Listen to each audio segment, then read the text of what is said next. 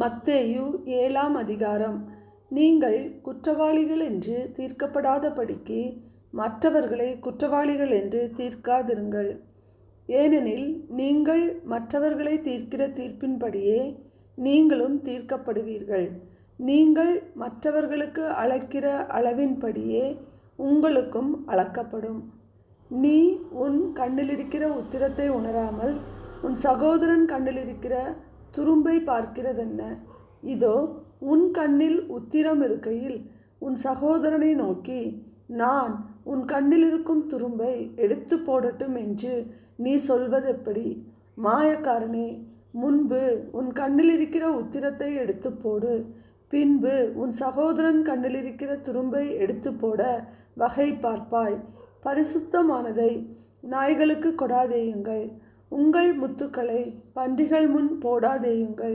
போட்டால் தங்கள் கால்களால் அவைகளை மிதித்து திரும்பிக் கொண்டு உங்களை பீறி போடும். கேளுங்கள், அப்பொழுது உங்களுக்கு கொடுக்கப்படும். தேடுங்கள், அப்பொழுது கண்டடைவீர்கள். தட்டுங்கள், அப்பொழுது உங்களுக்கு திறக்கப்படும். ஏனென்றால் கேட்கிறவன் எவனும் பெற்றுக்கொள்கிறான், தேடுகிறவன் கண்டடைகிறான், தட்டுகிறவனுக்கு திறக்கப்படும். உங்களில் எந்த மனுஷனானாலும் தன்னிடத்தில் அப்பத்தை கேட்கிற தன் மகனுக்கு கல்லை கொடுப்பானா? மீனை கேட்டால் அவனுக்கு பாம்பை கொடுப்பானா? ஆகையால் பொல்லாதவர்களாகிய நீங்கள் உங்கள் பிள்ளைகளுக்கு நல்ல ஈவுகளை கொடுக்க அறிந்திருக்கும் போது பரலோகத்தில் இருக்கிற உங்கள் பிதா தம்மிடத்தில் வேண்டிக் கொள்கிறவர்களுக்கு நன்மையானவைகளை கொடுப்பது அதிக நிச்சயம் அல்லவா? ஆதலால் மனுஷர் உங்களுக்கு எவைகளை செய்ய விரும்புகிறீர்களோ அவைகளை நீங்களும் அவர்களுக்கு செய்யுங்கள்.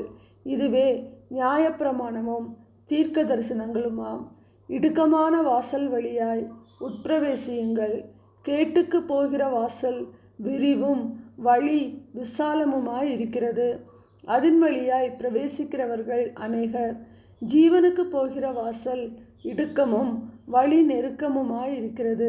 அதை கண்டுபிடிக்கிறவர்கள் சிலர்.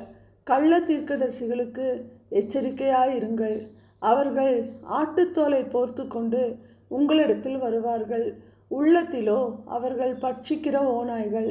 அவர்களுடைய கனிகளினாலே அவர்களை அறிவீர்கள். முட்செடிகளில் திராட்சைப்பழங்களையும் முட்பூண்டுகளில் அத்திப்பழங்களையும் பறிக்கிறார்களா? அப்படியே நல்ல மரமெல்லாம் நல்ல கனிகளை கொடுக்கும், கெட்ட மரமோ கெட்ட கனிகளை கொடுக்கும். நல்ல மரம் கெட்ட கனிகளை கொடுக்க மாட்டாது, கெட்ட மரம் நல்ல கனிகளை கொடுக்க மாட்டாது. நல்ல கனி கொடாத மரமெல்லாம் வெட்டுண்டு அக்கினியிலே போடப்படும். ஆதலால் அவர்களுடைய கனிகளினாலே அவர்களை அறிவீர்கள். பரலோகத்தில் இருக்கிற என் பிதாவின் சித்தத்தின்படி செய்கிறவனே பரலோக ராஜ்யத்தில் பிரவேசிப்பானே அல்லாமல் என்னை நோக்கி கர்த்தாவே கர்த்தாவே என்று சொல்லுகிறவன் அதில் பிரவேசிப்பதில்லை. அந்நாளில் அநேகர் என்னை நோக்கி கர்த்தாவே கர்த்தாவே, உமது நாமத்தினாலே தீர்க்க தரிசனம் உரைத்தோம் அல்லவா? உமது நாமத்தினாலே பிசாசுகளை துரத்தினோம் அல்லவா? உமது நாமத்தினாலே அநேக அற்புதங்களை செய்தோம் அல்லவா என்பார்கள். அப்பொழுது நான், ஒரு காலம் உங்களை அறியவில்லை, அக்கிரம செய்கைக்காரரே, என்னை விட்டு அகன்று போங்கள் என்று அவர்களுக்கு சொல்லுவேன்.